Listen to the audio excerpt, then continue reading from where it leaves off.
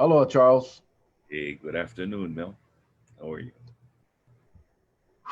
What a day. What a Yes, day. Man, I gotta tell you, man, emotions running wild. yes, Um, I you know, last night was a pretty heavy show. Um, it was a heavy show. And again, want to thank Sergeant Lana Hughes for coming on. And basically, as we, taking a huge risk for her uh, career. Although we know she has the protection, she has whistleblower protection, but the fact that she's got to face at some point, she's gonna have to face the employees, the supervisors, superintendents, whatever you want to call them, directors that she's talking about, and she knew that, and her lawyer knew that, and I gotta tell you, this last night's show over 20,000 views, and it's probably at 1,000 on YouTube. I didn't check the numbers on YouTube, but uh, this issue, this topic, has raised a lot of uh, concern from many of our viewers. Many of them that have absolutely no connection with OCCC or any of the prison guards. I see people are posting last night. They learned a lot. It's unfortunate, Charlie, because if not for Lana, we would not have known. We had heard a lot of rumors, but we would not have known firsthand, front line, what was going on. A lot of yes. people were shocked with what they found out last night, including our legislators, including a lot of our.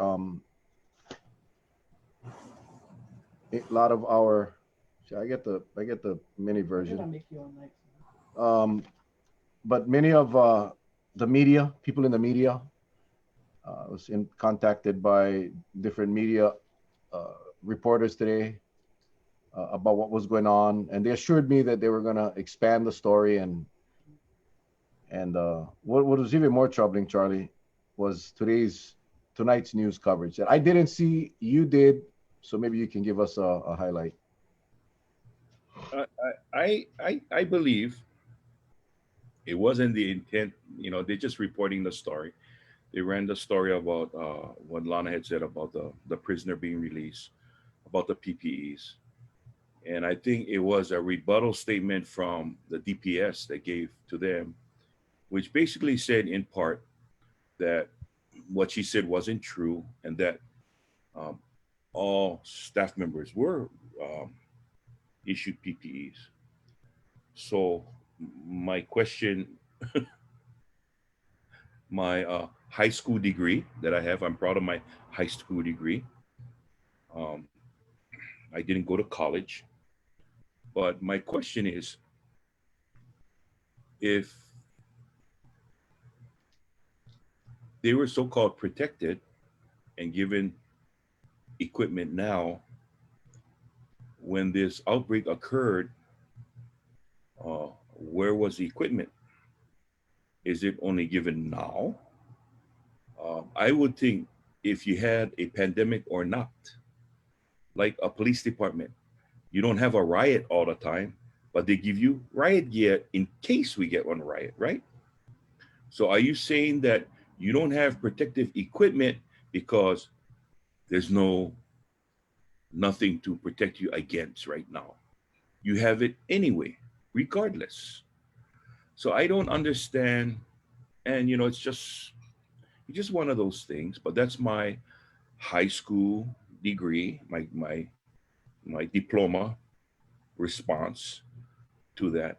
And I did have a chance to chat with Lana, and I told her, don't worry. I said, I expected a response like that because what else could DPS do? I mean, what they're gonna come on with some factual.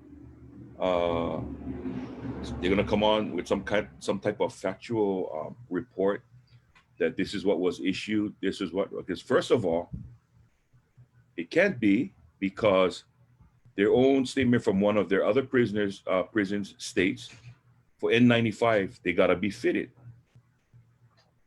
Well, as you could see by the comments that was filtered last night, it sure didn't seem like everybody was agreeing with her. It doesn't seem like they were agreeing with them. And to get fitted, when did they have the time to fit all these officers? You know, the biggest travesty in all of this is, let me answer your question first, Charlie. You said, what else could they have done as far as responding to what was said last night? You know, we all know that this administration is incapable. This administration, and it appears to be in every department that has come into light, they're incapable of accepting any type of accountability. Zero, any type. They will not take even that much accountability. Every single department that we have heard, whether it was unemployment, whether it was the Department of Health, now with corrections, Department of Like Public somebody Safety. else's fault. Oh, it's Yeah, some. it's I cannot, you know. So while I don't understand why it was so, why not, if you didn't want to acknowledge the allegations because you're afraid of the lawsuit, then at least come out and say, you know, we take these allegations seriously, which is the typical bullshit government response. We take these allegations seriously and we will investigate this claims thoroughly and we will determine what in fact is going on. Now that is a lame ass excuse, but to call this woman a liar, to basically come out and tell the legislature that this lady, this woman, this 21-year veteran, 9-year sergeant, sick at home with COVID, to call her a liar is a despicable act of cowardice. And I tell you right now, Charlie, I am so angry because, we didn't force this woman to come out. We don't do that. She needed to tell her story. She chose our media, our format, our platform to do it. And we went, short of convincing her not to do it, we covered the basis as far as with her legal team and all of that. So when I heard, Charlie, and I heard it from you and I heard it from Tyson, he messaged me as well, because I was outside in my garden and I didn't get a chance to watch the news. Oh gosh, a whole new level of anger. Because again, to come out and basically call this woman a liar. And listen, if there is any doubt in any of your minds that this woman is lying, just read the post. Just go down the feed last night. You don't have to look far because it's all over the feed. And I just want to read. I'm gonna read two because I went back to the feed just because it's not hard to find. And I'm not going to mention names, although these employees' names are on the feed. The department let us down big time. Some of us are afraid to show up for duty due to the fear of infecting our families. The cloth masks they first issued us was a slap to our face. Espinda honestly thinks pizza and Manapua is going to make up for the negligence. Pizzas, really?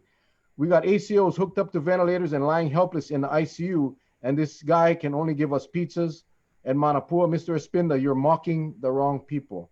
And I'm just going to go a little bit further down. Again, you don't have to go far. The mask on the left, and this is an actual photograph of the mask that they were issued. The mask on the left is what we were given a few months ago. As time went on, we all started to try and buy our own proper masks, the N95s, but due to the island panicking, there were none to buy. Then as more time went on, the DPS provided some non-COVID-19 protection, hospital masks, and all the while, inmates had the same cloth masks since has gotten a few more cloth-only masks. In other words, they gave the guards the non-COVID masks. Here's another one right after that. DOH lied to us. DOE lied to us. DPS lied to us. Why? Because their big boss, David Ige, lies and no one can hold him accountable. I'm going to stop there. My point is this, is that, and remember, that's just the post from last night. I don't know how, Charlie, I know you got way more than I did, but we have been getting complaints, concerns from employees of the different correctional facilities leading up to this. These people are deathly afraid of standing up and being heard because of the retaliation. And we all know that exists. We weren't born in a barn. We all know how this government works. And look at these guys. The comments are still coming. So thank you to all of you that are employees that are posting under your real names. God bless you all, because now this woman is standing, being accused of lying, and again, way before Lana surfaced, we had been getting the stories. We had been hearing the complaints. But unfortunately, when the guard doesn't want to be identified, it's very hard for Charlie and myself to do anything other than pass it on to some of the people that we know. But it's hard when you don't have a person identified, and I don't blame them for not wanting. Look what happened to Lana, being called a liar on TV. That's crap. And you know what? Senator Nishihara is supposed to be on tonight. I hope he comes on tonight, because I want to see a Senate House Joint Investigative Committee to go through this, get to the bottom of this, and take action against those that did not do their job. Yep. I mean, serious action like termination, possible criminal charges. That's what I want to see, Charlie.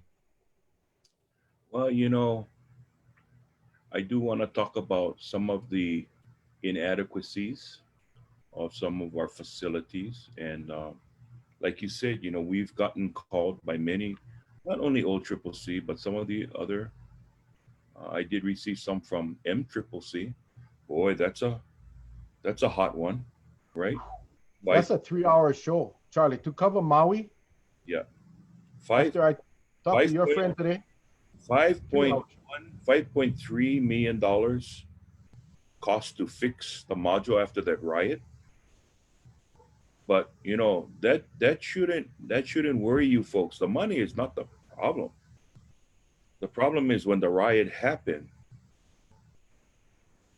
from what I've been told, and we're still vetting it, but it's a pretty darn good information. Those officers that was trapped in there was not given access to their riot gear. How do you like them apples? You know, Charlie, I gotta, people in law enforcement have a weird way of dealing with of crises and bad things. So Charlie's laugh is not because he thinks it's funny. Um, it's because we see a lot of things, and when when we when we see these types of things um, happen, and the response is what we saw. We've seen this pretty much with every department. The frustration is nuts because we're not dealing with uh, parking issue in a subdivision. We're not dealing with littering at a park. We're not dealing with erosion or noisy neighbors. Yeah, we're dealing with a virus that is killing people. See, that's what's making this one different than any other typical municipal or state issue that is dealt with politically. No, no, this politics need to get the hell out of this picture, and we got to deal with the issue at hand. And the issue at hand right now is people are dying. We lost two more people today. A doctor came out today, and I forgot his name. And things happen so quickly, and I have so much on my mind that I forgot to remember his name. But he said his estimate is we could be at max capacity in the next 3 days. Josh Green says this week. I don't care if it's 3 days or the end of this week. We are in trouble. And I have not heard from the governor in several days. I haven't heard anybody from the administration come out and let the people know where the hell we're at. And that bothers me, you see, because a leader is going to come out and let the people know and let them know that if we have plan B, if we have plan C, let the people know. Because right now, I was on a call today with a foundation that is, I'm not going to mention names, but they're basically had a few of us on to talk about the issues of Kauai and financial needs of Kauai. And the final question was, what do you all think if you had one what would it be? Obviously, this is from a wealthy foundation. And I said, because we had talked about food, we had talked about jobs, we have talked about education. But I said, if I had one wish, my wish would be to not have to worry about what's going to happen next week. If I had one wish, that it wouldn't be for food, because here we're going to take care of our neighbors, we're going to take care of our kupuna. Charlie, you guys have done this all your lives. You're going to make sure our kupuna, our keiki, and our houseless communities have food. The education component, you saw what happened last night. Somebody donated a laptop right there, boom, to give away last night. We're going to take care of that.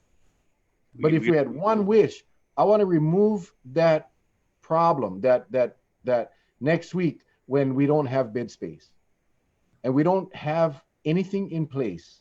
And if we do, they haven't told us. We don't have the mercy ship on the way here. They talk about we're going to set up MASH hospitals. We're going to set up tents. We're going to set up people in hotel ballrooms, and we're going to set up makeshift hospitals. Where the hell is the doctors and nurses going to come from? You see, that's my wish. My wish is, whether money can buy it or not, I don't know.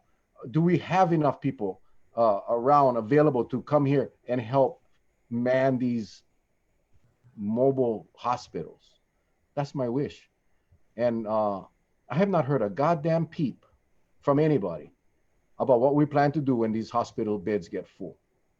I haven't heard a peep. Yeah, we talk about the bubble. More freaking talk about the goddamn tourism bubble. More talk about all this other crap. Nothing about what's going to happen. Josh Green's the only one that's been screaming, you guys better do something. And a couple of the other doctors, I wish I remembered his name because he was very convincing. But his stuff's not fake. What? 2 people die. I can see them cheering. Yeah, we got 2 more beds. That's bullshit, man. That's not the way to do this.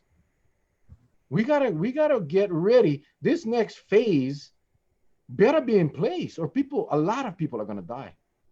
That was my wish, Charlie. That was my wish. Yeah, I've been monitoring. Sorry, gang. I know that if you can hear us now, for those who are on, I know there was a little glitch, but we should be on it now. I see some people say they don't have sound. Try rebooting your system. I mean, you can't hear me say that, but read my lips. Reboot. Okay, there you go. Try rebooting the system and see how that would work. But Mel, I don't know where our guest is, and I was hoping he comes on. I was assured by one of our friends that got a hold of him today, but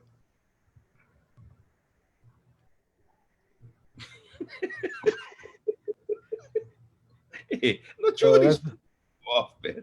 Let's throw him off. But yeah. Okay, they can hear you now. Oh gosh. Well, I don't know what they meant here. Glenn Wakai, we're trying. No response. No response. Well, we're gonna hang on. He's not responding. Mm-hmm. Maybe we're gonna try to get. If not, I mean, Charlie, we'll take this thing on. But I mean, we wanted to hear from the senators. I know Senator Wakai was not in today's meeting. I understand there's going to be a public meeting. Today was the dress rehearsal. Today was the dress rehearsal to get Espinda ready for tomorrow when he goes in front of the cameras.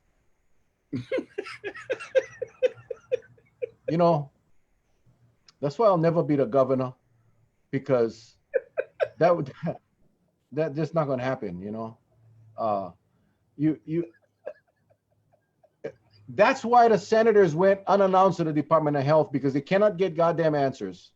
And the answers that come out of their mouths are all lies or half truths. And it just drives me nuts, man. And again, Senator Nishihara is the chair of the Public Safety Committee. There's other members in the committee. We just wanted to hear from them. We wanted to hear from Senator Nishihara to let us know exactly what happened today. Well, obviously the media knows, because they printed the story, or they said the story. So we're going to try to get Senator while you're doing your magic there, let us kind of go back where we were last night and where we fast forward. I think the hopes is, and again, we just bring the information forward, but we've been sitting in this position for several months now, and we can see how things unfold. Um, the problems that's been happening at the prison is something that evolved over time. It just didn't happen this year. I'm pretty sure it was from several years back now. But with COVID, it was like the the pimple that burst. It brought everything to the surface, and everything came out. Emotions, but I have to say, a lot of factual emotions based on what Lana had said. And she has been very, very punctual in having that little calendar of hers. So it's like she walked around jotting down notes, keeping, especially when COVID started, keeping everything intact because she wanted to make sure she didn't mix up her dates. Now that is someone who, in my mind, and this is just my Charlie Iona high school education, in my mind, is somebody who's very detailed and practical because in case she has to repeat herself, she has that to refer to. It's not creating, like they say, when you talk to someone and they're constantly looking to the left or constantly looking to the right, it's probably they're trying to remember what the hell they said just 2 minutes ago. So they told you a big BS lie. So she has all of that. So now where are we? There are some serious, and I can't say they're allegations because proof is in the pudding. If they had PPEs, I said, gee, if you wear protective equipment like the nurses, okay, like frontline workers, the medical staff, they're working around people with COVID all the time. The majority of them haven't caught COVID because they've had emergency equipment, they've had PPEs. We can assimilate that to the prison, that they shouldn't have gotten COVID, but they did.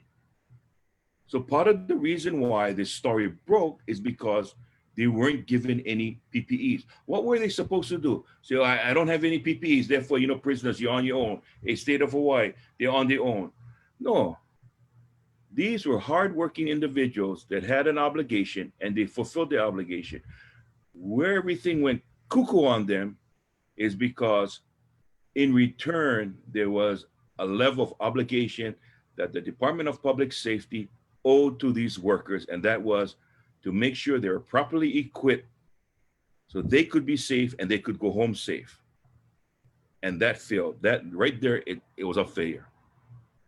Now, tell me if I'm a liar now. I would like to see that on the news, recapping this, saying that, well, a comment was made by one of the individuals on a live show tonight that, and then response by DPS is like, I'm a liar because why? The only thing they can say is, Charlie, you're a liar because you don't work there, so you don't know what's going behind. True. But I think I get enough information that I vet, like they say, you take out the highs and the lows. What are you left with? The truth. And unfortunately for you, DPS, everything coming to me is all the same. And that is, nobody got equipment. So how do I refute that? Where do I go? Is there a magic lamp floating somewhere on a beach that I can go let the genie out and I can get an answer come out from the sky? No. So those are the kind of things that I think it's troubling, because when you have a department this large, and that's the kind of angles they'll take. So now I can see why when you become a state department head high up there, you need to take a class, and that class is bullshit 101. Because the same thing we see in the DPS, we see that with the Department of Health. And maybe I might be going over the edge by saying this. All I'm saying is I heard some numbers thrown out before. Remember we talked about it, Mel? Numbers like 100, 300, 500 pertaining to contact tracers. They get busted. Whistleblower said, no, there's only 15.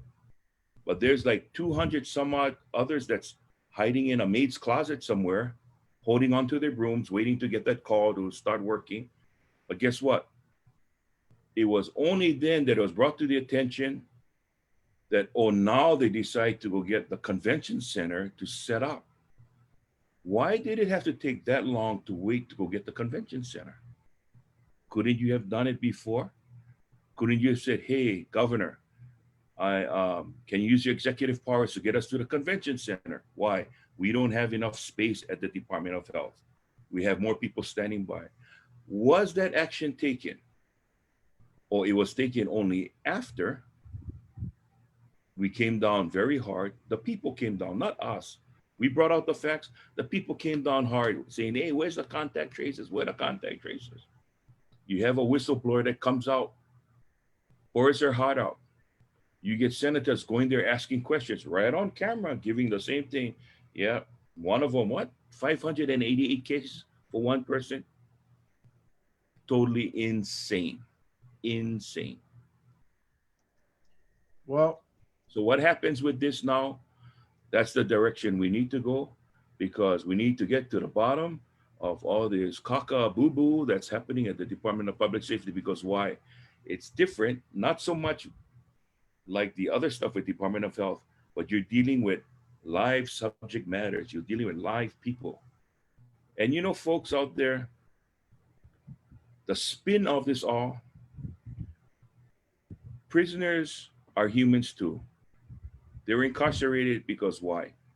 They've got sentenced, they're incarcerated, they have to do their time. You have employees that are tasked with monitoring them, keeping them safe, because why? They're pretty much a ward of the state at this point until such time their sentence is done. But you know, through this whole ugly mess, the DPS actually made the hardworking men and women of the prison system from Oahu all the way to the Big Island, Kauai, all the way to the Big Island. You made the men and women in blue, you made them look like they're prisoners too. And that is bull. I mean, you basically said, hey, they are worthless, they're working in there. I mean, I know you didn't say that, but the impression I got was, wow, you think of your workers that much that you really, they're sick, they get COVID, and what you let them come back work? And yet tonight, what did they say? What did they say on the news?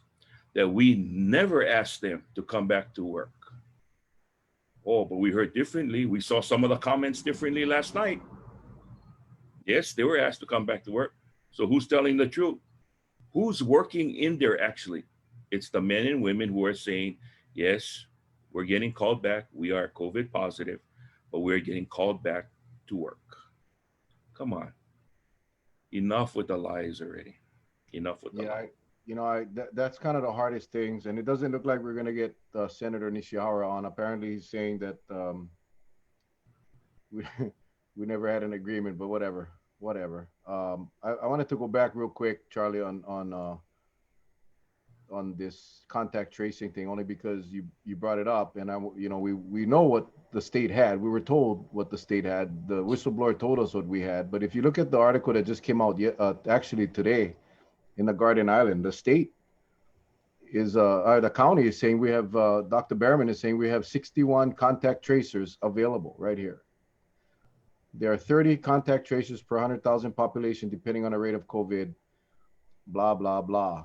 As of press time, the county has 5 active cases and so forth. But this is what's here. The Kauai County has 61 contact tracers available. Why is that? Why am I having a hard time believing that statement, Charlie? Why am I having a hard time believing that we have 61 contact tracers here, and on Oahu, we had 7 working, and I guess the rest was hiding someplace in some magical room? Why is it hard for me to believe that statement? Because very simple, and I refer to, and I hope I don't. I know a lot of you are having dinner right now, so I don't want you to go when I tell you this. And I'm kind of a descriptive person, but why are you having a hard time believing that? Because when Kauai was hit by Hurricane Iniki, help came from all the other islands, right? Help came from all the other islands. Oahu getting hit hard with this pandemic. They don't have enough contact tracers. Kauai gets 0 cases. Most of the contact tracers behind on computer, so you don't have to be there in person. Wouldn't you think Kauai would have offered the 61 contact tracers to say, Oahu, we have 61 ready to go. Use them. You need the help. Your number's getting out of control. You need the help. Fire away. Use them. Why? That didn't happen? Because You know, one of the things, when they say they have a contact tracer, like the whistleblower said, that contact tracing was an additional duty. So they grab all the Department of Health employees and they tell them that you may be called up to help with contact tracing. That's not a damn contact tracer. That's not what the $50 million that Congress gave to Hawaii said that money was for. It was to hire full-time contact tracers. So when I read the article, it says we have 61 available. That doesn't mean they're working. And if they have 61 available on Kauai, like you said, Charlie, let them do the tracing on Oahu for Oahu. And that's what's so frustrating. And we have a few active cases on Kauai right now. You don't need 61 of them. I don't know. Like I said, I guess it's semantics. How you define what is a contact tracer as far as their status of employment. If it's 61 Department of Health workers that have other duties and they are on the list if we need them, that's not what the money was for. That is not what the CARES money was for. So, I'm really tired. I'm really tired of these guys playing with words and trying to justify their deficiencies. It's so horrible. Everybody asking where's the senator. We apologize, man. I feel bad because I posted because I got confirmation not from the senator himself, but from a mutual. The person that made the connection called me today and told me that it was set up. Senator agreed, and he needed the link. He gave me his cell number. I texted him. I texted him again. He didn't respond. I just texted the guy that made the connection and said, "Hey, your senator isn't on, so he's trying to make contact." I actually don't even want to bring him on anymore. Tell you honestly, we don't beg for nobody. I'm not going to beg for nobody, and he can sit in a waiting room and watch this tomorrow. I don't care. I'm frustrated because I don't like the approach that was taken, where you have this dress rehearsal, closed door. No, you see, the people need to know what the hell is going on. The guards deserve it. The inmates deserve it. The staff at the correctional facilities deserve it, and of course, the people deserve it. So. I'm frustrated, as you can tell. I'm actually really, really upset right now.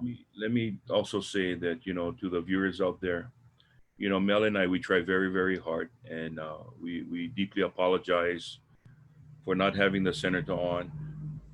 But, in light of the way it is now, I'm going to talk about the prisons because uh, this whole issue is still unsettling in a way because my biggest fear, and it's just me personally, but my biggest fear was when I heard the news, I go, okay, there they go, downplaying this thing.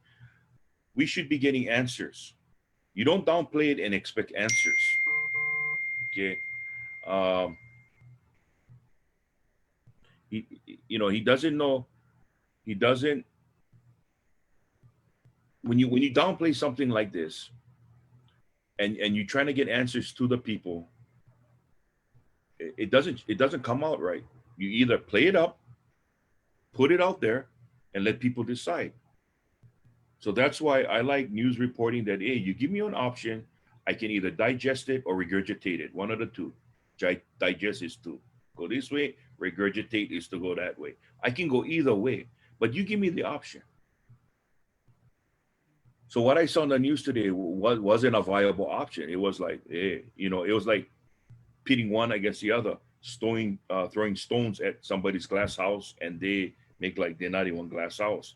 That to me already brought my mind to think, wow, this is getting pretty crazy.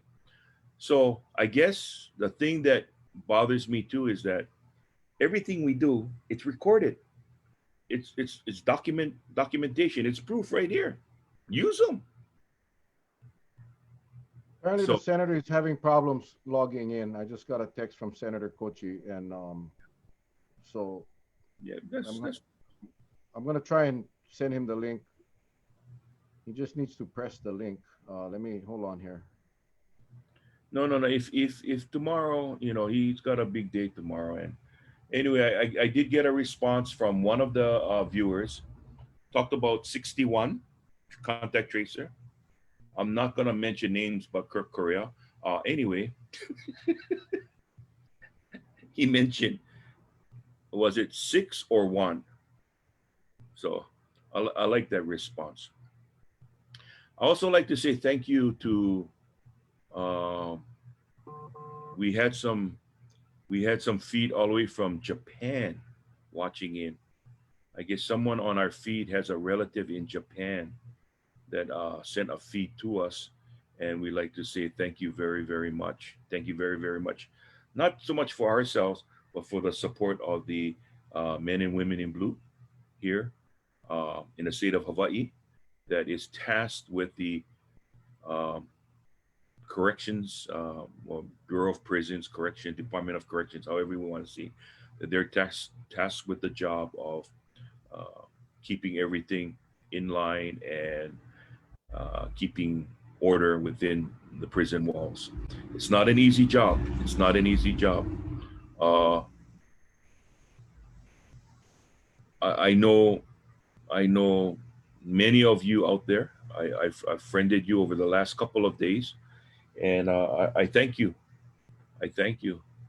But I do get sad because I see some of your photos with family members, and I get worried. If you go home and you're infected, what are you gonna do? I'm still saddened that I know just by talking with Lana how much she loves her son, but she can't be with him right now. It must be tearing her apart. It's not. It is not. As a parent, I'm a parent, and I never want to be in that position. But she unfortunately is, and I'm pretty sure prayers to those officers who are still fighting, who are hospitalized, that, their families have to be separated for now.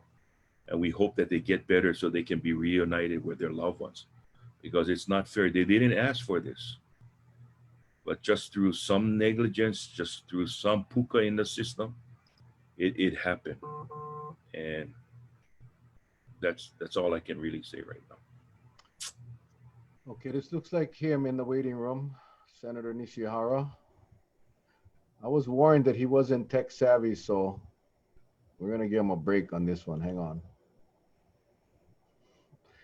And remember, Senator, there he is right there, There he connecting is, to audio.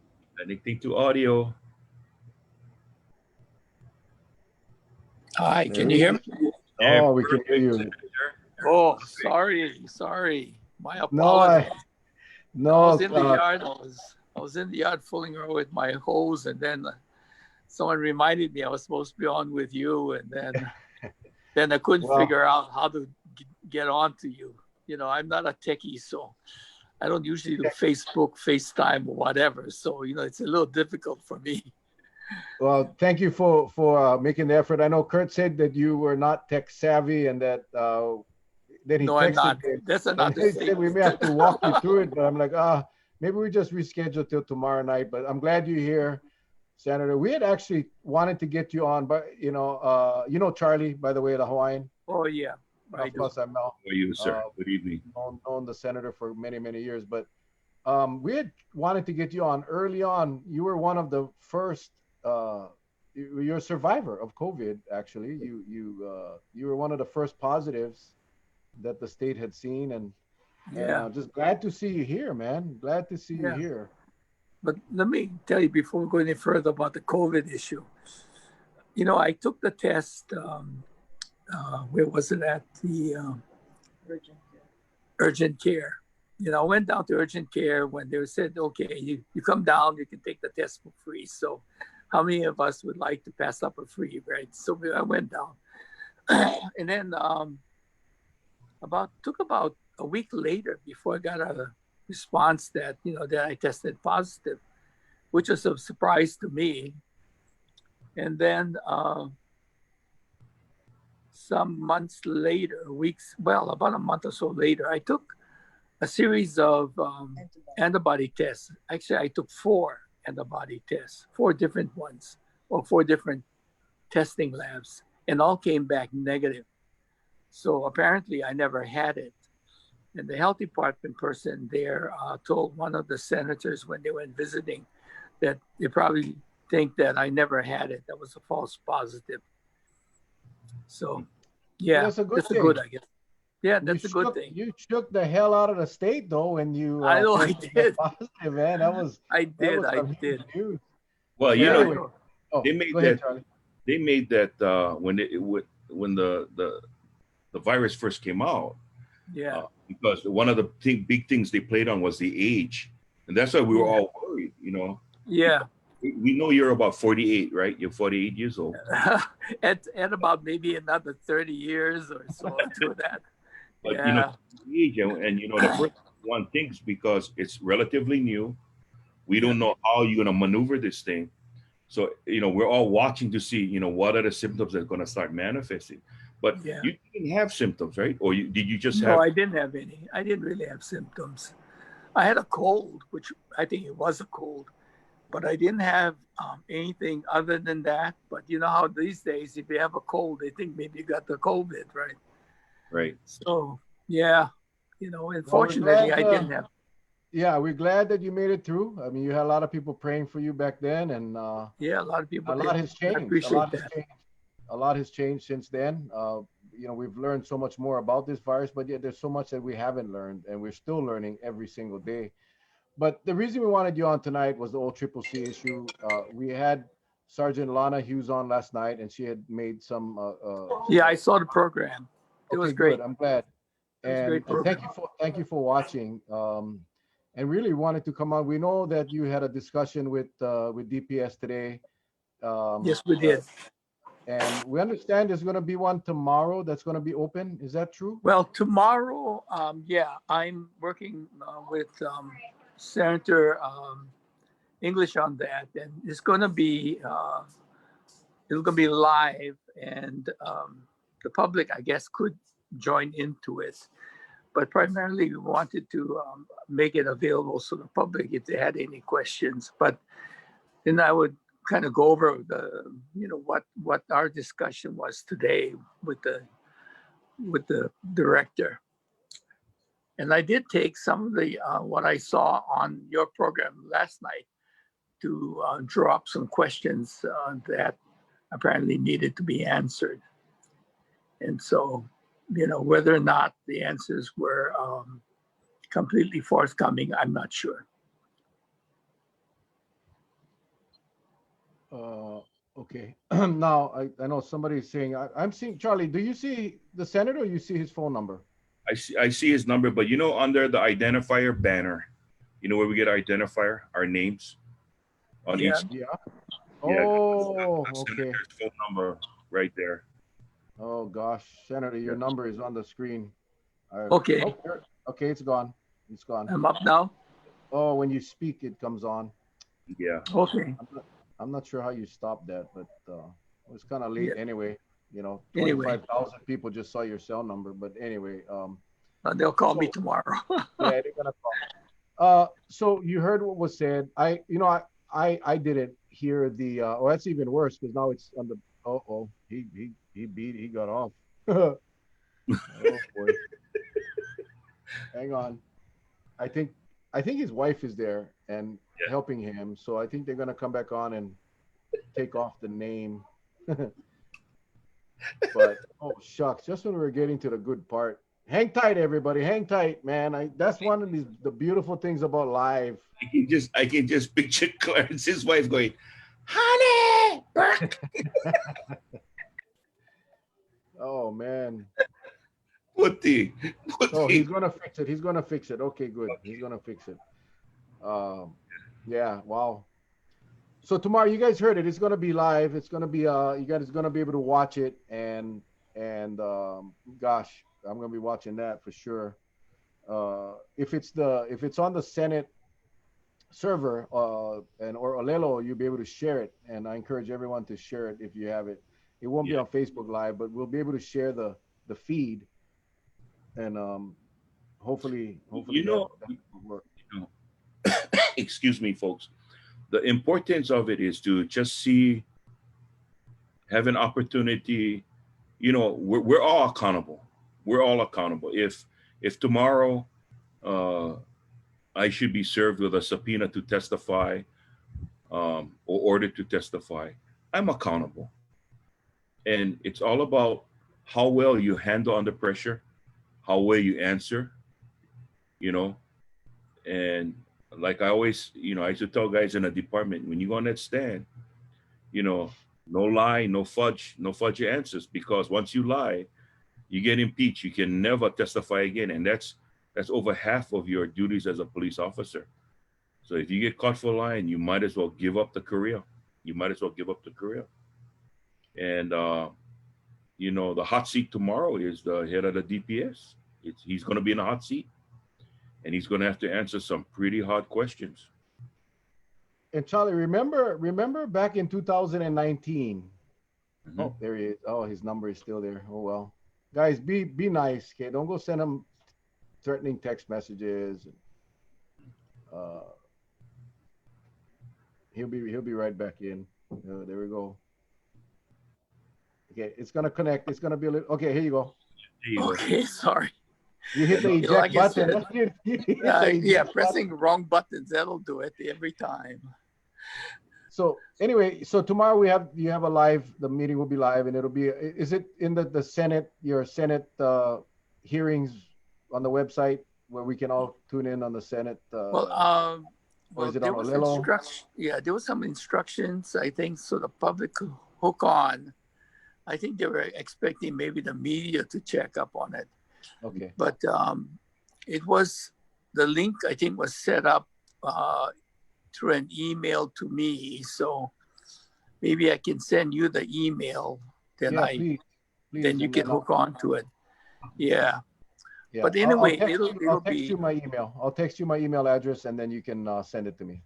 okay. But just to Thank let you know that um, we're going to use that opportunity to let people know that we plan to have a public briefing about what's happening with the prison. Yeah, and hopefully we can have we can have Nolan Espinda and some others, so they can answer questions that the public may have. And so we're going to see what happens. No, I know the news. And again, I didn't. This right before you got cut off. I think I thought I scared you with the question, but I didn't see it. Charlie saw it. Many people saw it. Hawaii News Now, tonight's news said that the Department of Public Safety basically is saying what Lana said last night is not true. I know. I'm not sure. I'm not sure how the media got that. I'm not sure if they spoke to DPS. I'm sure they did. They probably did. Yeah. So My I'm not guess gonna is, ask you.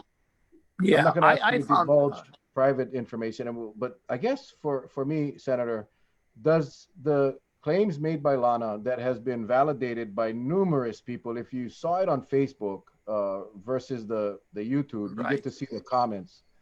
Her claims have been validated by many other guards that are working as far as the PPE and as far as the commingling of the Sure. prisoners. Is that a Yeah. concern for you? Is that a major concern for Well, you? the concern is whenever you talk to public safety, to my experience, is that you're never quite sure if they give you the straight dope on what's going on. And that's why, I have my sources. I'm sure other people have theirs that seem to be run counter to what the department may be saying. So I found Lana to be credible. So I don't doubt what she's saying is true. When I talked to someone else who worked with Lana, and they said what she was saying was true, I think you got to say, people who are on the line, they have nothing to gain by telling you what's going on. I would think that you should, put some credence to what they're saying. I know a couple of years ago when Mr. Espinda came up for confirmation of his appointment. Right. I mean, you were one of the major opponents to the confirmation. And I remember watching that hearing, and I'll be honest with you, Senator, I was supporting your position. I think many Thank you. people, I mean, I was surprised actually that it went the other way. I don't know Mr. Spinda. I don't know him at all. I never met the Yeah. guy, but you put your case out. This was right at the end of the Maui riots. I thought your case was very strong, and that in fact he should not have been reappointed. I don't want to make this show all about that, but I just want the public to understand, the viewers, that you had concerns dating way back, even before 2019. Hmm. So Yeah, but I thank you for that, because I thought we made a pretty strong case. Unfortunately, other senators didn't agree with that. But I know the governor was very strong on continuing to retain Mr. Espinda. He sent his chief aide around to lobby for him before we took the vote. And so I guess the lobby must have paid off. well, and the governor was also there in a gallery, right next to Right, Espinda, right. at the confirmation hearing, waiting for the vote. And I understand that. I mean, that's his political appointee. That's all cool. But again, and again, this is not a dig on anyone that supported the confirmation. I'm just saying that, you had the foresight back then to know that we were headed for some issues, and here it is. We're here, and this one is quite major. I'm not going to Right. say whether it's more serious than the riots. I mean, the riots was bad. The riots was really bad, but this one here is ongoing. It's and I just we all, and I'm seeing some of the comments. We're basically on our knees asking the legislature to please get to the bottom of this and keep our workers and our inmates safe. No, I agree, and I think we all agree that keeping not only the inmates but also those that the employees that have to work there, make Mhm. sure that they're protected, that they're given the adequate amount of and number of PPEs, the right kinds of masks, right protocols, and all of that. In our meeting today, the question I did bring up about, do they have the protocols in place? And I was assured by Director Espinda that they have protocols in place. I've only seen the protocols that someone sent me from the Maui prison, and it was quite extensive. There was about over 100 pages of what to do. So I was wondering from on the part of Mr. Spinda, if he had similar kinds of protocols for each of the prisons. And it was a little vague. He said they have the state one, the overall one to cover all of the prisons, but apparently even that one is not really clearly understood by the staff, and not all of them have seen it. So, I think when you come down to it, if they're not enforcing the protocols, like in making sure that the PPEs, the masks are issued properly, given to the staff as well as to inmates if they need it, and making sure that when people do test positive, they isolate them in the right way. Apparently, what came out was that the inmates were put together with other inmates who were not tested, came out tested negative, and they were mixed with those who were tested positive. So it's a real problem. I guess we'll all agree with that. You don't put people who are supposedly sick back in with a group that isn't, and expect something different to occur. So Well, yeah. well, what had when I asked this of Lana last night, and you may have seen this question, and that was with regards to the protocols. I guess several months ago, when the order was to have a early release program because they feared COVID would get into the prisons, so Mhm.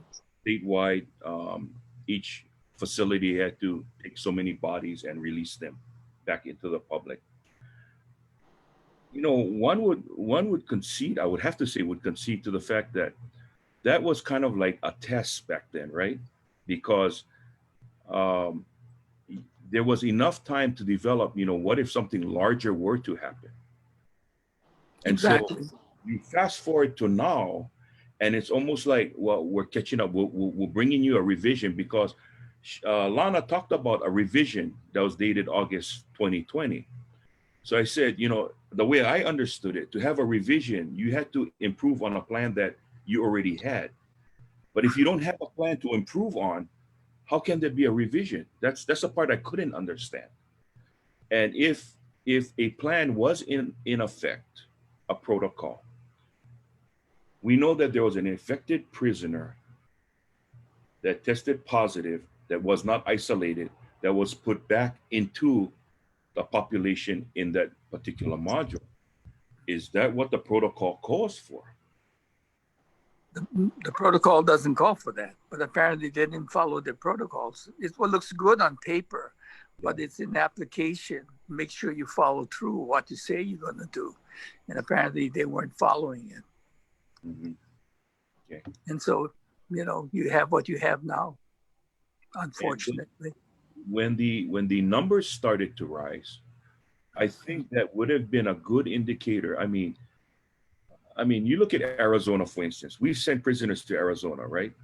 Mhm. Arizona ran out of space. What did they do? They set up tent cities. I know they get big yards over there. They could have sent out, maybe not as big as Arizona, but enough to hold some prisoners to ease up, to turn a module maybe into an isolation module. I don't know if they're taught to think outside of the box in crucial times like this. That is a question. No, I think it's a good question because you want people who look at the problem and say, what do I have to do? Maybe something differently to better ensure the safety of people that you're entrusted with.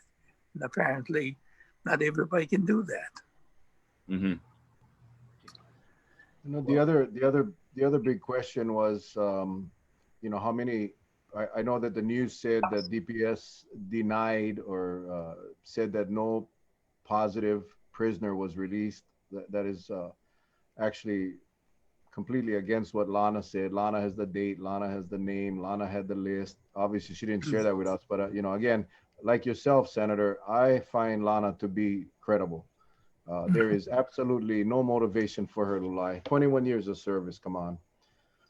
But that is one question that I hope will get investigated and looked at, and because that's critical. The other thing, there was a piece on Hawaii News Now, and I someone sent it to me on the phone, and I couldn't. The screen was too small for me to look at who was doing it, but it was someone from DOH, someone from the Department of Health, female, was saying that part of the reason they didn't isolate was that their gang communities within the prison and gang affiliations, and that in fact, when you move people out of one area to another, some inmates feel that the threat of assault by opposing gang members is more dangerous than the threat of COVID. Now, I have a serious problem with that because number one, the threat of COVID is bad. We know that COVID kills. And what I didn't hear from the Department of Health in that little interview was any accountability. Any accountability. It was an excuse. It was an excuse saying that, basically acknowledging the fact that we didn't separate the inmates because the threat of violence by opposing gang members were greater than the threat of COVID. That is not the inmate's fault. That is not the inmate's problem. That's the state's problem to make sure that our inmates are safe. And I agree. again, I'm not sure if you saw that piece. I got it late tonight, so I wasn't able. I was gonna try to set it up and play it, but we just didn't have time to do that. But maybe we'll play it at a later time. But I mean, that's something I think, and I can send you that. It's actually posted on Facebook, but it's a Hawaii News Now clip, and that was tonight. So just maybe another question for Director Espinda is Is that the policy of the prison that uh, you the bottom line is we're mixing non-positives with positives, and that's not good. I did ask Director Espinda, when was the action taken to do the testing? He said it was August 7th. August 7th. I think that's kind of significant because weeks earlier, there was calls from the Supreme Court to release prisoners, right, because of the COVID. And so I asked him, when was the decision made to test all the inmates? And so they started testing them from the 7th. My question was then, already there were questions about people testing positive. Why didn't they start the process of testing all of them, And they were slow to do that. So I said, who was the one directing that? Was it the Department of Health? Where was it coming from to finally say, okay, go ahead and test them? And to me, when you look at what's happening with the Department of Health, and they're slow to move to test, and so there's some cause for concern from them, the DOH, but also from the Public Safety Department. Why didn't they, advocate more strongly that they wanted their population tested because they were aware of the problem, and apparently that didn't occur either. And there's really no reason for DPS to not get it done. I mean, we've had Dr. Miskovich on this show. I mean, he offered, he's available. He can wipe out thousands of tests in a day with his staff. It could have been done. I think that's the frustration many of us have, is it could have been done if, in fact, it was a priority. And I agree. That's the bottom line, Senator. The priority wasn't there. The other big issue is the shifts of these poor guards, the doubles and the triples, people working 24-hour shifts, people. Right. And I know the DPS is going to deny it, but we know for a fact, because we have been informed by people that have been told to go back to work, even if they're on quarantine. I have not personally heard from someone that was ordered back to work while they had a positive test, but I have heard from people that have been directed back to work or ordered back to work while they were awaiting test results or on quarantine for 14 days. That is serious stuff. And that I'm hoping that, you'll be able to ask that as well. In fact, I did ask the question to the director about that. Has there been anybody who's been told they have to report back to work short of the 14-day quarantine? And he was a little vague on his answer on that one, because I knew that there were some people that were saying that they had been sent back after 5 or 6 days, well short of the period they should have been out. So I guess it's going to take something more than just myself and others asking the question.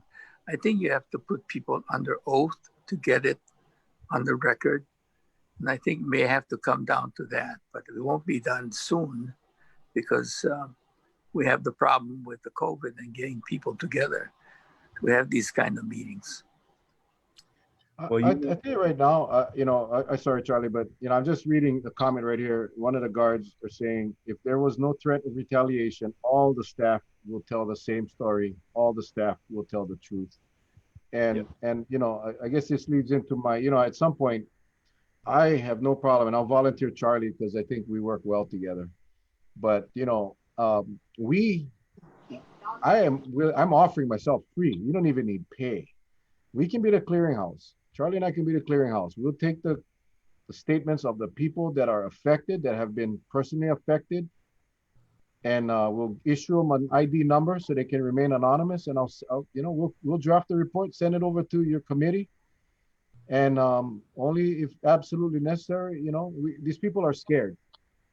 So we can operate that with a number, and their names don't have to be used. But I think it's important that you guys know from the people firsthand who's experienced this, and I feel that strongly. That Charlie, I'm sure you agree. Well, too late because I already volunteered you, but we'll do it, man. We'll do it for free, and That's how serious we are about this. And every day we wait, people get sick and die, and I just don't want to be that. What I haven't heard is from the governor taking a position what's going on in the prisons. And to me, he's been conspicuously absent from the conversation. I think the governor needs to answer some of these questions that people have as to what's happening in the prison. I 100% agree. He's been absent for a few of these critical matters. We were just talking earlier about the bed capacity, ICU capacity, ventilator capacity. We're reaching that very shortly. I have not heard a thing, except from the lieutenant governor, who's telling us. Oh, look at Charlie. Look at Charlie. I have not heard a thing about what the state's plan is. Should we reach capacity? And he's, he needs to be there to assure the public that everything's under control, and he hasn't done that. And this one, Senator, I agree. Not one peep, not one peep. And I just think that's not the right approach. No, it isn't. And you expect more leadership. That's what you really do. Absolutely, absolutely. There's one area that again, it's when you're dealing with volatile situations, especially what's happening now. I'm pretty sure the prison is volatile because there are prisoners who don't want to be in lockup with someone who's infected, who believe they're not infected. So you have that at hand, right? And you have guards who are working mega hours. I mean, I know of people that work, employees for counties that work 24 hours, firemen. But under the rules, they get a sleeping quarters. And I'm pretty sure there's no sleeping quarters at the prison for these guards to be on their feet for 24 hours straight. So therefore, I would think it kind of puts that edge that they should have in question, in case they have to react in time to break up a scuffle or something to that effect. These all play hand in hand of potentially what could be problems down the line. And I look at it as a legal issue that they're made to work these many hours, and all they're doing is contributing to possibly injuring themselves, injuring others. I'm sure you recall hearing that they were talking to the hotels about using some of the vacant rooms for quarters for people who are in the first responders, where they could go there and rest up, Right. But apparently they never considered people who are running the prisons, that they themselves may need to be isolated away from their families to protect their families. So understand this conversation is now going on about that. But so I said, when is it they're going to come up with something? But there seems to be a real slow walk to solving some of these problems, when the solutions seem to be out there that people are willing to offer them. But the leadership to make a decision to do anything is a slow walk. Mm-mm-mm. Well, I think more than ever now, that would be perfect. But again, the individuals who are tasked to be at the prison for a 24-hour shift, that is just unheard of. Standing in place for 24 hours. I mean, I don't know. I mean, I've worked 16-hour shift as a patrol officer, and it was pretty tough. But for 24 hours, whew, that's a rough call, sir. That's a rough call. It is a rough call. It's a very stressful workplace, and I think when you add in the issue of the COVID and the issue of their concern for their families, that adds another layer of difficulty. Yep. Well, Senator, I'm gonna put this up real quick. Thank you, Senator Kochi, for shooting this over to me. I love technology. Senator Nishihara, we're gonna get you up to speed with technology, man. You're gonna be a tiger pretty soon. But Senator Kochi just sent me. I will post this on the Facebook. So those of you that are watching, you'll get this up. But the This is actually going to be on Facebook Live, so we'll be able to share it. It will be on tomorrow at 10 a.m. tomorrow. So it's right here. He will discuss issues relating to COVID-19 at the prisons and provide updates from today's meeting. So I will post this up, ladies and gentlemen, so you'll be able to save this and get on tomorrow at 10 o'clock. Thank you so much, Senator, for doing that. We appreciate you and appreciate you coming on tonight. I know it was last minute, and appreciate you spending the time with us. Well, thank you, Mel, and Thank you, Charlie. Sorry for the screw up and not getting you on. No, that's okay. It's okay. And I forgot to ask you this one last question. I know you came from. You said you weren't tech savvy. Okay, that's fine. But I understand you came from your yard. You're watering the yard. But did you remember to turn off the water hose, sir? Well, I couldn't. I had to turn it off because my wife found that the faucet, the thing broke off, and then I had to go figure out how to replace it, and that was the problem. I give you credit, man. I give you very low tech, very low tech. Thank God we all get good wives, man. I tell you. Yeah, no, really, really. That's right. And thank your wife. Thank your wife for allowing us to borrow you for a few minutes. This is really, really important to a lot of people. So, Senator, would love to just say thank you, and we'll be looking forward to tomorrow's meeting. Okay. Well, we'll look forward to all of it for all of us. But anyway, I'll let my wife Lynn know that you offered your comments. Yeah, we'll see how it goes. Yeah, you take care. Okay, aloha. Aloha, sir. Aloha.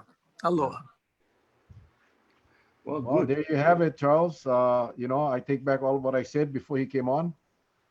Well, I know, in this day of technology, it gets rather tough. But the hard-hitting fact is, I've known this gentleman not up close and personal like you, Mel, but I've watched him, and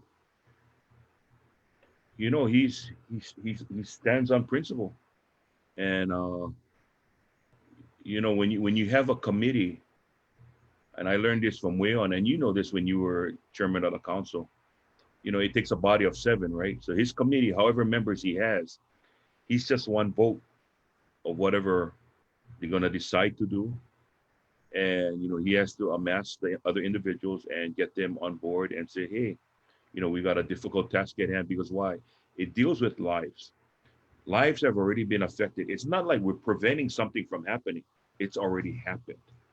So now we're in the reactive mode more than the proactive mode, as one person was saying, that we gotta, they gotta jump on it right away, because if this doesn't get fixed now, and I don't know what it will take, but if it doesn't get fixed now, something else happens down the line, you can expect the same thing to happen. Will personnel of our prison system statewide stand for that BS? Probably not. Will there be chaos? Probably they will. And we just want to make sure that everyone stays safe. But you got to get some kind of protocols in place where everyone marches to the same tune. And that's not what's happening now. Far from it. Far from it. I know a lot of you asking about Lieutenant Governor Green's discussion with Dr. Fauci. That has been postponed until further notice. Dr. Fauci had to go get the throat surgery, so that's not going to happen tomorrow. But yeah, I did want to say, Senator Nishihara, you saw his demeanor. He's such a mellow guy.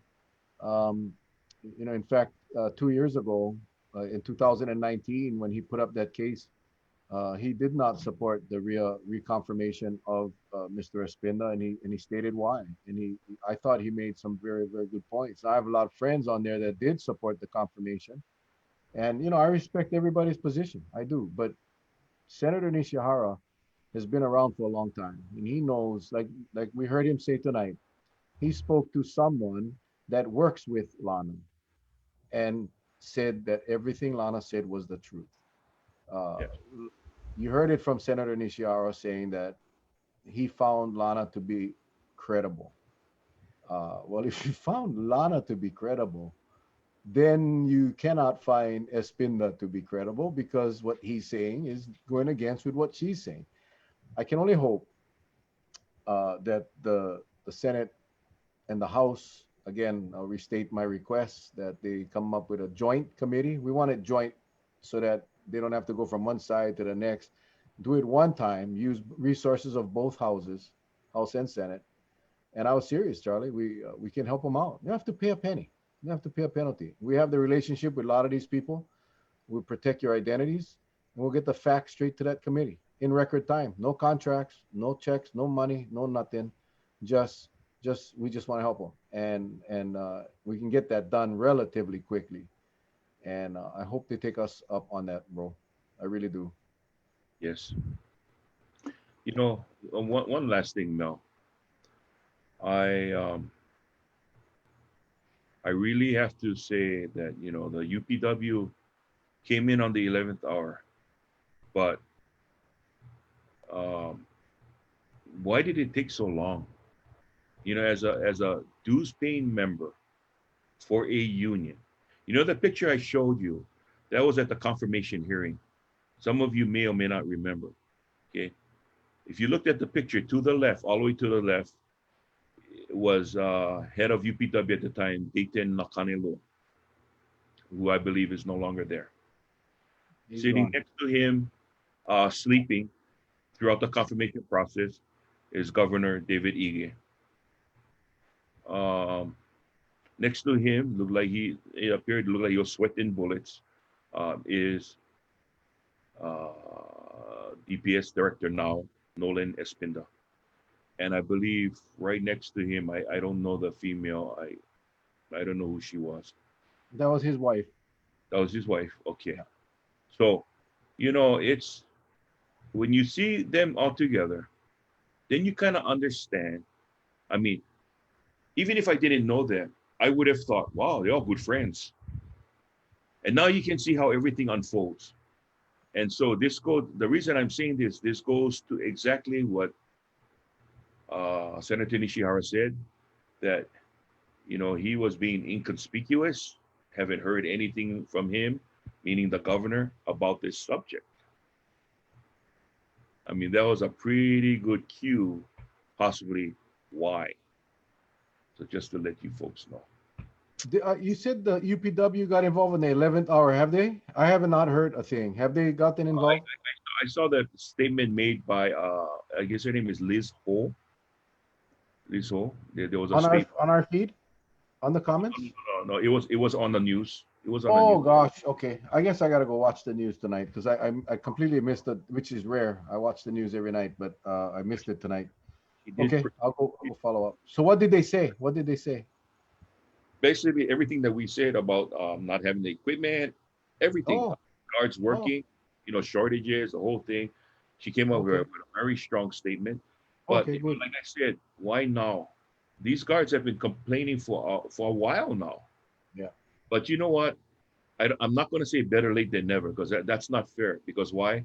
Some people are already sick. Some people are already hospitalized. So it wouldn't be proper for me to say that. But you know what? UPW, you guys gotta do what you guys got to do. And that is, you have many guards paying you dues. You don't want no misrepresentation on your part. Therefore, represent them fairly and get in there, because you are the bargaining agent for the prison guards for the state of Hawaii, and do what you're tasked to do. Okay? And if you don't want to do that, then maybe you should tell the guards, here, take back your money and let them go find somebody else. But right now, they're taking it out of their paychecks. Do something about it. Wow. Tomorrow morning, ladies and gentlemen, 10 o'clock, I will post the link up on Facebook as soon as we get off this call. And please, if you can, go on live. It'll be a Facebook Live put on by the Senate. So they will be monitoring comments. So you will be able to comment. You will be, whether they ask your specific question or not, you will be able to submit comments. Again, people, be professional. We are all upset. We're all angry. We don't have to go up and be nasty. Just be professional. You have a question, ask it. Don't ask a question if you already know the answer. just ask the questions. If you want the committee to ask, just remember to be professional. Okay, they're all trying their best, and I believe, I honestly believe, based on what my relationship with Senator Nishihara, that he will definitely start the ball moving. Again, like Charlie said, he's one of many, so we all can help by emailing your representatives, emailing our senator. I can tell you, Senator Kochi is on this. He was the one helping us connect with Senator Nishihara tonight. Thank you, Senator, for that. Senator called him and let me know that he was having some technical issues. But let all our representatives know. Some of you are on Oahu, some of you are on the Big Island. Let your individual representatives and senators know that you are concerned and that we demand uh, that the committees take a look into this and get to the bottom of it. I mean, we again, our employees of this prison system, our guards, and our inmates deserve better than what they've been getting. So, with Right that, now, Charlie, what else you got, bro? Senator Nishihara, if you want to send him an email, it's sen, like senator, last name Nishihara, straight through, send Nishihara at capital, CAPITOL, not AL, TOL, capital dot Hawaii dot gov. And the vice chairman for public safety is Senator Glenn Wakai. So it'll be Sen Wakai, WAKAI, at capital dot Hawaii dot gov. And another member of the group is also Senator Kurt Fevella, Fevella. So it'd be Sen Fevella, Fevella, at capital.hawaii.com. If you want to send an email to them. .gov. .gov. Okay. See, I am listening, Charlie. I am paying attention. Thank you. I don't know. Sometimes when I see you doing one of these, I say, "Oh, there goes now." And I gotta put up a platform so my phone will come up here so that at least I'm up because it's down here and I gotta check. I try to catch as many comments as I can, but I know it's kind of rude. I gotta figure this out. and Patsy said she's gonna order me something. Lana is joining us. So, sweetheart, I hope you feel better. You know that the senator believes you, and many of us do. So, not to worry. You did fine last night. Not to worry. You told the truth. And like what someone said, the truth will set you free. Yes. Okay. It's the others who already made statements. And, they really got to watch what they say now because even in today's dress rehearsal, it's recorded. It's recorded. They're speaking before on mic. They got to watch what they say. Okay. Lana, I gotta say thank you again. And you have I don't know how many views we had last night on Facebook. I think it's over 20,000 now. Let me check for you guys. And that, yeah, it's like over 20 grand on our YouTube channel. We have 784 views on your interview last night. Heaven knows how many saw the news article tonight on TV. I guess what I want to say, Lana, is thank you for being brave and standing up. And just know that you got a ton of people supporting you, a ton of thousands and thousands of people supporting you on your journey, and the amount of people that you will help because of standing up and being heard. Yep. You got the attention of everybody, and it needed to be done. So I just want to personally say thank you, and we will pray for you to get through this. Most importantly, we want you to get well. We want you to get well, and just know that. And Well, right now, last night's the views for last night's segment with Lana, the highest we've had at 20,300 views and a total of 2,000 comments and 344 shares. So this thing has gone viral, which is good. So I mean, if I was, if I was DPS, I would be very concerned that a lot of people got to see it. How you gonna mitigate this? The best thing to do is just tell the truth and move on from there. Just tell the truth. No try go damage control and try add Shibai on top of Shibai. It's only gonna make matters worse, right? And this is an opportunity. We're gonna kick off a little early here. My email is very easy. It's melraposo, one word, or you can do it direct message. Email is melraposo@gmail.com. All of you guards out there that have that personal knowledge, personal information, personal experiences, you go ahead and send it. Send it to me, or send it to Charlie.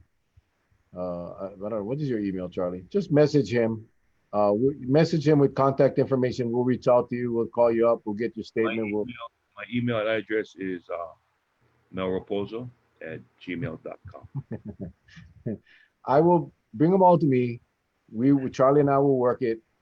We'll put it together in a nice report for Senator Nishihara's committee. This is an opportunity for all of you that are facing retaliation, retribution, whatever you want to call it, to participate because it's going to come down to that. We're going to need that. But anyway, Charlie, any thanks, Tyson. Tyson just posted my email. Got it. And I mean that. I mean, we're serious about this. Charlie, any closing comments before we get out? Yes.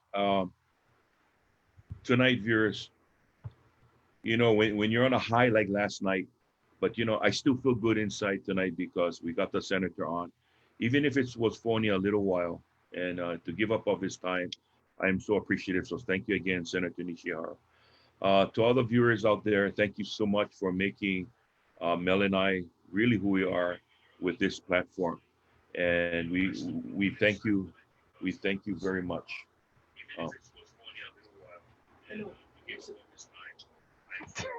Well, Mrs. Iona is over here. She's because you have a request. Sharon delivered 488. Yes. They want you to say that. Okay.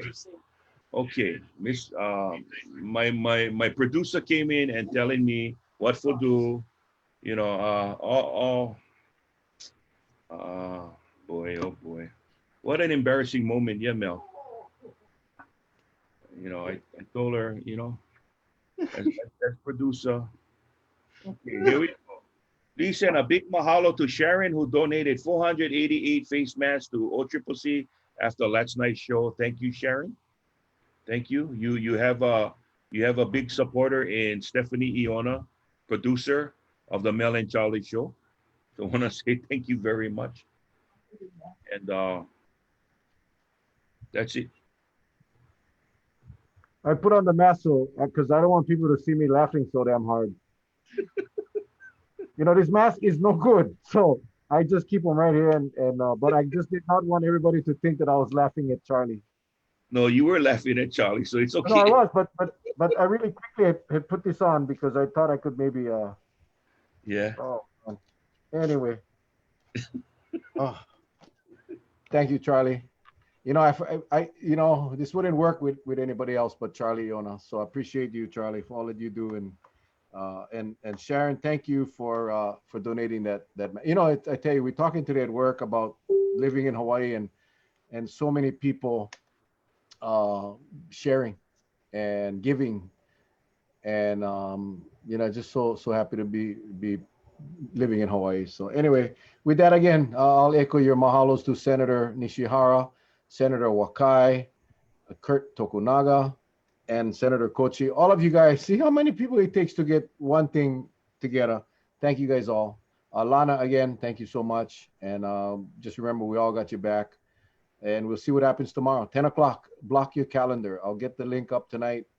And when you get the link, share it. Just share it so that everybody gets the link with the caption saying, please watch the live committee hearing with Senate Nishihara's committee and DPS Director Espinda. It'll definitely be one to watch. Just to let you know, we want to thank Manuhea Li'i for this nice shirt. I bought it. The wife bought it for me, so I want to thank you. And from our other sponsor, Depends, because when you gotta go, it all depends. See, that's how you know we're on too long. I want to thank Pop Warner. for this shirt because it was free. Tomorrow night, we're gonna have fun tomorrow night. It may just be me and Charlie tomorrow. We may get Nishihara back. We may get Glenn Wakai up. We don't know who's gonna be on, but tomorrow's topic will be the committee meeting tomorrow at 10 o'clock. So with that, everybody. Oh, and hey, Sherry Cummings, Yep. please pray. All of it. You know, the power of prayer is amazing. We've seen it work so many times. Please, all of you, if you saw her post, that's why I'm saying it, because she did post it. Her niece is on Molokai battling COVID.